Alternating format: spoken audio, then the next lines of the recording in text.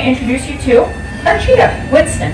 Now Winston has joined us just last year, and he is 10 months old. He weighs about 50, maybe 55 pounds, depending on how much he moves around in his crate. He feels a lot heavier from time to time.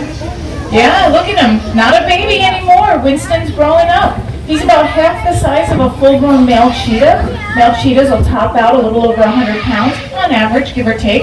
We had a male cheetah here. If you're regulars, you know King George. He was our king cheetah. Unfortunately, we don't have him anymore, but George topped out at around 120 pounds. He was a big boy. We've also had small female cheetahs too. Female Savannah, again, if you're regulars here, if you're members, perhaps you know Savannah. And she was with us for about 16 years, and she was only about 88 pounds. So they do vary in size a little bit. Let me tell you a little bit more about Winston. He came from Oregon, and he is working with Emily today. Winston is working on what we would consider manners, right? Fundamental behaviors. Behaviors like sit, down, wait. He'll also do a step up. Emily will demonstrate that now. No, he's going to demonstrate his sit. And these are behaviors that we want to teach Winston as just a backbone for what comes next, because all of these animals here, they're part of the Ambassador Animal Program. Now consider that all the animals that you see in the zoo, they're really ambassadors, aren't they? They represent a small population of their wild counterparts, so that you come here, you learn about them, and you feel really good about keeping animals around forever. So the Ambassador Program takes it a little step further, right? We have media events. We have meet and greets, close encounters, opportunities to share even more information about these animals, making it just a speck more personal. Well, in order to do that, they have to do what we call free contact. So we've got to train them behaviors that will enable them to interact safely with us and you guys.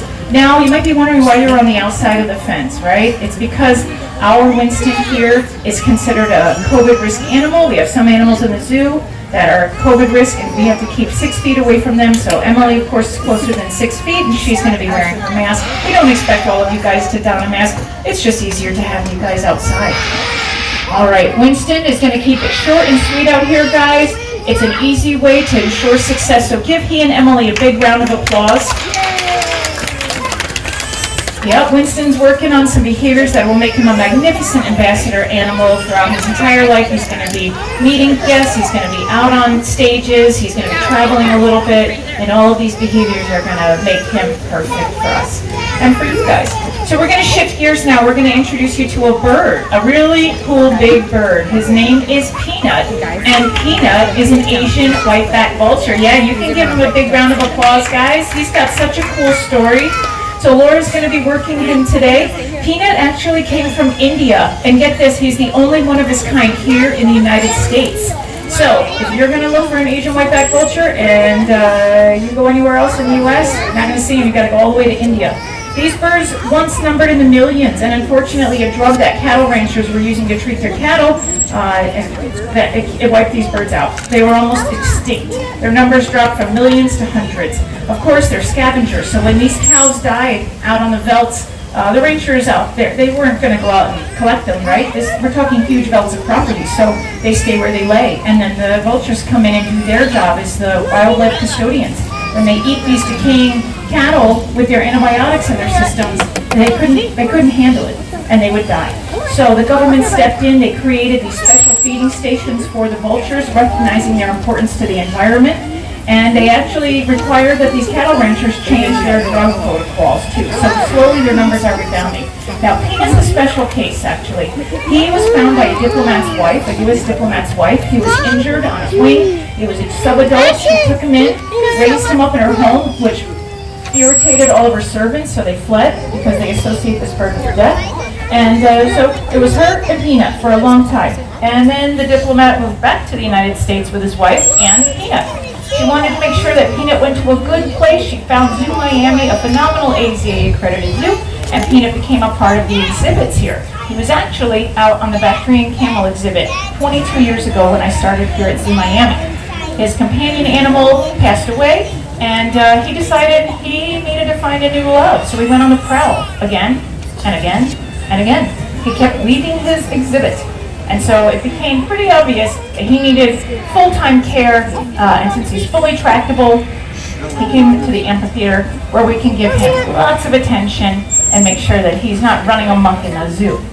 So what we're doing right now is feeding Peanut some of his favorite foods. Of course, they are carnivorous animals. They eat mostly decaying meat. We don't have decaying meat in our bait bags, guys. That'd be pretty gnarly. They don't have to eat decaying meat. It's just the niche they fill.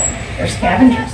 But here at Zoo Miami, we are giving him fresh meat. We have chunk meat. We have a blended diet. We also give him whole prey, like chicks and mice, pinkies, you name it. So he's got a lot of things to choose from out here.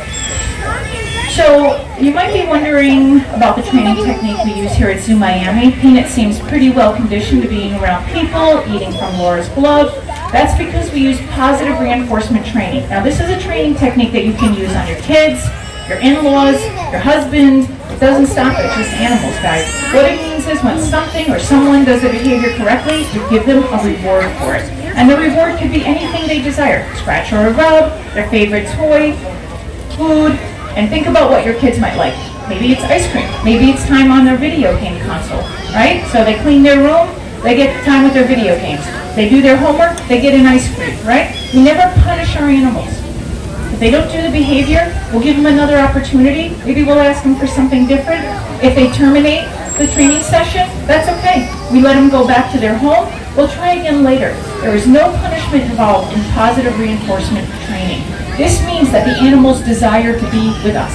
Sometimes we, just us, is reinforcement. We give them attention, we give them some cool treats, and they want to participate in training with us. Why would a scared animal want to hang out with me? They don't. We've learned this. It took years and years of people training animals to figure out the best way to do it, and it's with positive training. So Peanut is going to head into his crate. Now you hear that whistle that Laura's doing right there?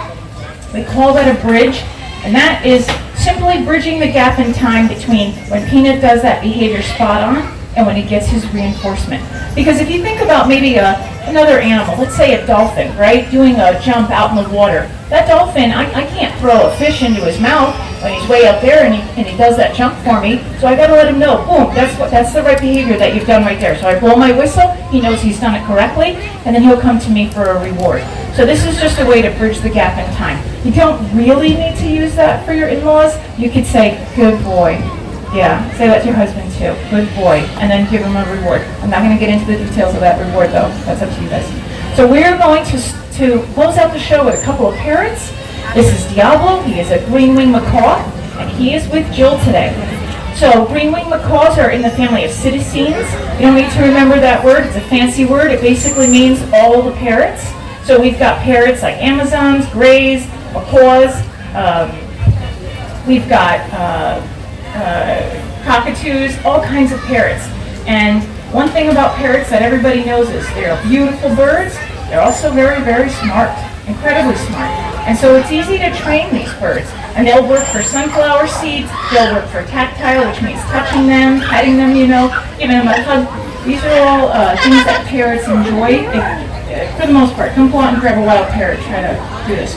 So our parrots here, we've got Baby now. Baby is an Amazon parrot. She's with Laura. So our parrots do different things in our show, right? Sometimes we have them climb, sometimes we have them fly, and sometimes we have them talk.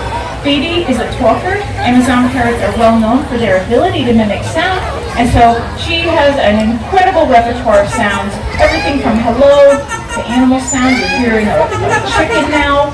She sings. All birds can sing. Baby's an extraordinary singer, and she is often seen with her best friend Diablo. Now Diablo here, he used to walk and climb in our show, but we decided, now let's fly some of our parrots. Here's the crazy thing, guys. You think a bird has wings that automatically flies? That's not the case. A bird has to learn to fly. They have to trust themselves. They have to trust their teachers, which could be their parents, could be people. And it takes a long time. They've got to build up their muscles and their wings. And so Diablo was surrendered to us. He was a confiscation from an illegal purchase, and he was surrendered to us. He was not a flying parrot at the time. And then we decided, let's see if he wants to fly. And it took a little bit of time, but he did fly, and he's doing a great job. We're working on short flights here because our stage is tiny, but when we're at the amphitheater, we actually get really great 100-foot flights out of him. So all of this you'll get to see when you come to the amphitheater on opening day, which is I don't know. They don't tell me. They don't tell me. So parrots are very social birds, and because they're smart and beautiful and entertaining, a lot of people make the mistake of buying them as pets. There's some things about parrots that are pretty undesirable that you don't consider when you're fascinated by the idea of buying one. First, they are incredibly loud. They scream to communicate in the wild. They use that scream to defend their territories. They use it to communicate with each other. They will scream to find mates. So if you've got 1 or 5 parrots, they're going to be screaming the whole time, right? You also have to understand that they're incredibly social birds. They're gregarious by nature. So if you just buy one, then you become the flock. Your family becomes the flock, and you've got to spend a lot of time with that bird, ensuring that its welfare is adequate. And a lot of attention and time goes into the care of a parrot, whether you have 1 or 5. The other thing is, guys, they bite really hard. We can all attest to it. Everybody that handles parrots regularly gets bit at one time or another. They bite when they're aggressive. They bite if they're overstimulated. You know, it's sort of like they just get so happy, they don't know how to express themselves, and so they bite you. It's so much fun. And so these are all the things you have to consider if you're going to bring a parrot into your home. And trust me, the screaming is loud enough that your neighbors are going to hear it, so you're going to get complaints as well. Of course, if you still feel that a parrot is going to have a well-balanced life in your home, you know what you're doing, you're prepared to provide the right welfare for this animal. Please make sure that you buy from the right place. Don't get a wild-caught bird. That's not going to work out for you, and it's miserable for the animal. Don't support that part of the pet trade that's undercover like that. Buy from a reputable source. A bird that is bred in human care will survive if you know what you're doing. So another thing about parrots that's amazing is that when you have them in a setting where there's multiple, and we do have 11, they'll teach each other behaviors. It helps build their confidence and trust. And so Baby here has actually learned behaviors from a severe macaw that we have. So the little severe macaw will do an evil laugh, and now Baby has learned how to do that. She did it? Did you guys hear it?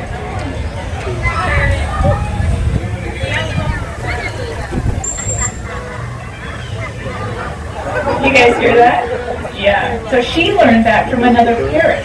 Now, Diablo here, he actually has gotten more confident in his flying over the years, but he has a pal named Amigo. They work together. They came in together from this illegal purchase. And so we call that a bonded pair. We house them together, and they will help raise each other's confidence. So when I want to train Amigo, I'll bring Diablo out with me. Because Amigo is a nervous flyer, right? He doesn't want to take off. He's sort of insecure. You bring Diablo out with Amigo, Diablo shows off a little bit. Suddenly Amigo's a bit more apt to complete a flight. So they will help each other. And again, it's because of their gregarious nature. They rely on each other.